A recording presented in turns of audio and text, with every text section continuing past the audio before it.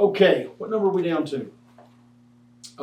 What are the best species of wood for hardwood flooring?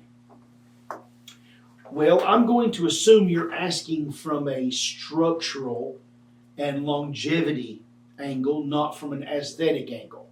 If you're asking about aesthetics, beauty is in the eye of the beholder. It's whatever you want. Now, from a structural point of view, the harder or more dense that a floor is, the less likely it is to exhibit dents, gouges, excessive wear. How do we know how hard a floor is?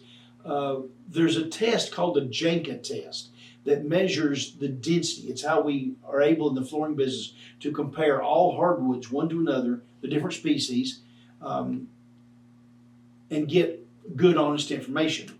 And what that tells us, to get technical, a Janka measures how many foot-pounds of pressure is required to drive a 44 caliber steel ball half its thickness into a piece of hardwood. Now, you're probably never going to drive a 44 caliber steel ball into your floor, but this is how we compare floors. So you can search online, you can go to our website, we have one full page dedicated to Janka. There's also a good blog that somebody really smart wrote.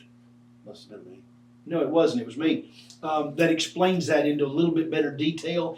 I'm a big fan of the Janka results. I think they're a great way to compare floors. A difference of 100 points, but like between red oak or hard maple isn't that big a difference. But when you start looking at walnuts and pines and the soft maples, those are soft floors. You need to be aware of that before you buy them. What else?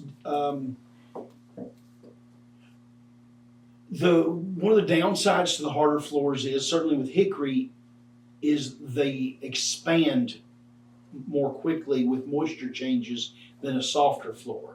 If you're in an area that has big moisture changes, like where we live here in western North Carolina, we have high humidity, we have low humidity, seasonally. Where if you're in Florida, you have high humidity pretty much all the time.